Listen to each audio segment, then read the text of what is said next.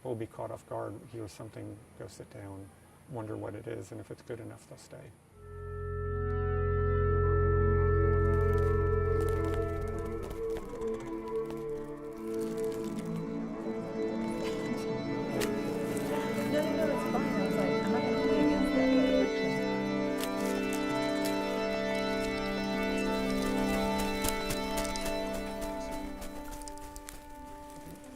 So often what happens is I go to a place and get a feeling or some memory is triggered or an experience happens. When I first came to Montalvo in January, I went through the library and discovered this beautiful cover of a book called Wings, which is a play from 1925. I didn't know anything about it, but there were these winged creatures floating over a garden. So I started to build a sound piece based on the discovery of that cover. And I recorded some piano, and then I started to manipulate it. I created a kind of bed, and then created spaces for my collaborators to come in.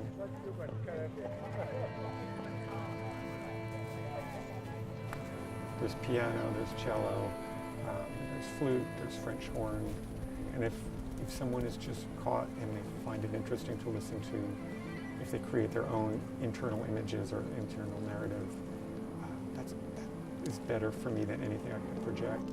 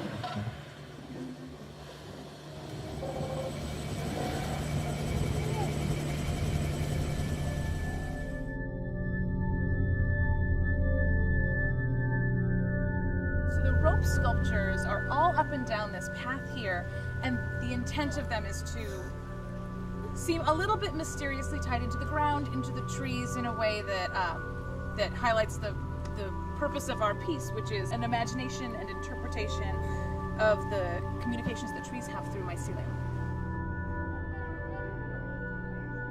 This piece was definitely written for this path and these grounds.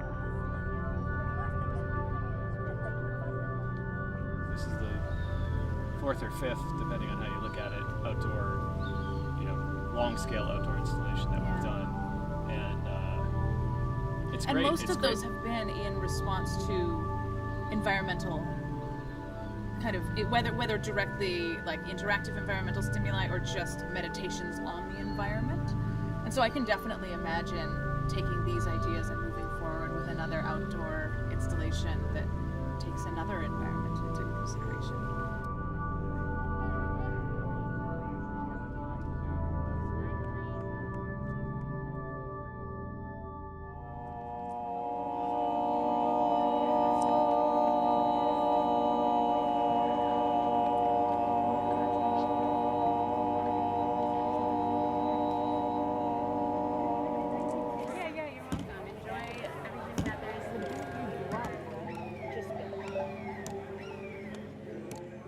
When you're thinking of a loved one or somebody that's missing, you say your place is green and there is grass growing where you should have been. This piece I thought about probably more than many others. It took quite a while until this idea came to the foreground, and then I couldn't let it go. There are sound vessels that are hanging in the trees around the Great Lawn, and they know when you're in the chair. They get a signal from the chair, and then they respond by changing the sound environment. It's basically a reflection on loss, and it tries to celebrate the way those relationships with those that are departed shift over time.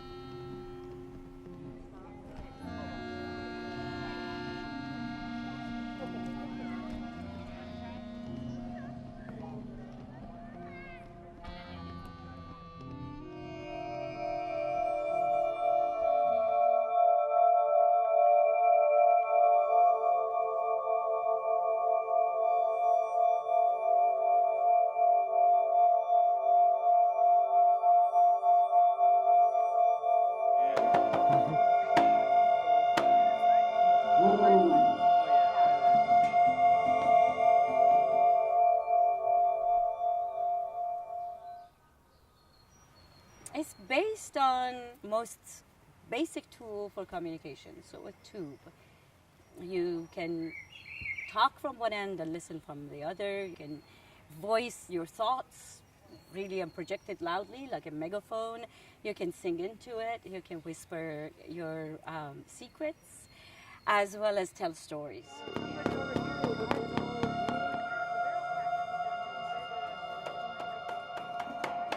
The beauty of the surroundings had to be reflected into the piece, so that's why it's a reflective surface. It sort of changes with the light and reflects some of the green and the color of the sky and all that.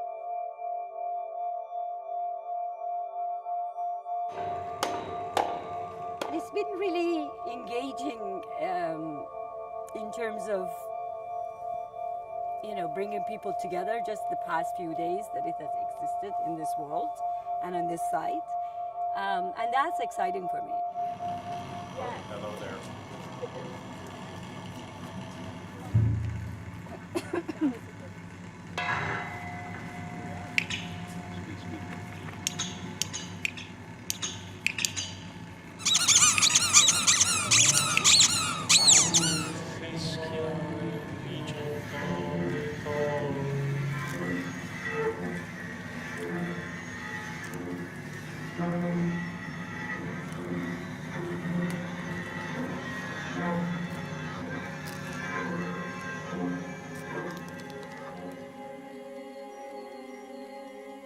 I start with ideas about nature, recording the winds, the water, the birds.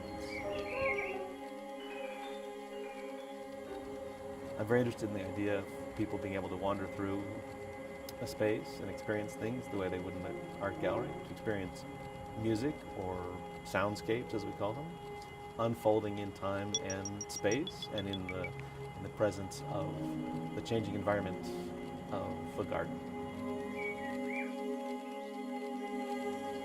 So we have sort of daily cycles. The sun rises, travels around, the shadows change, the sun sets, birds sing at a certain time of day, insects maybe come out at a certain time of day.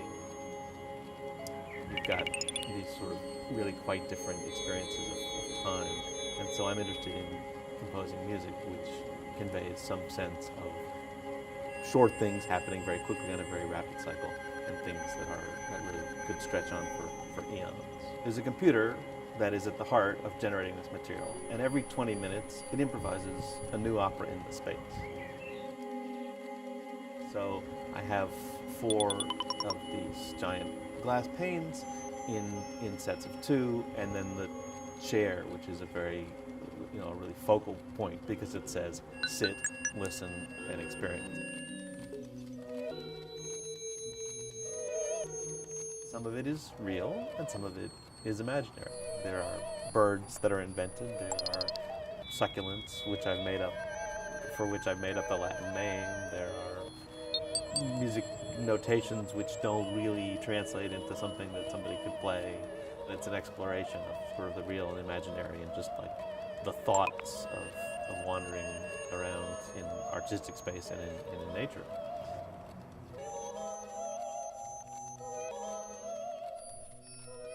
We're going to be moving towards the lawn. You can play an instrument of your choice or use your voice.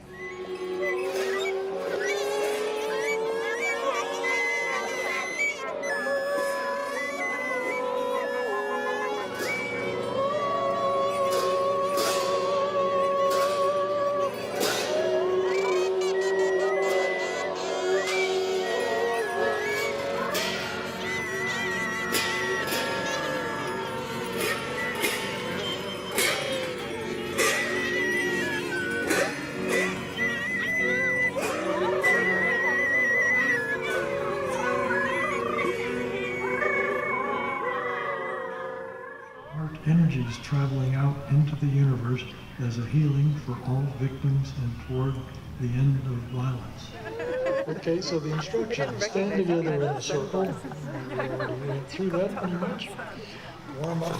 Yeah.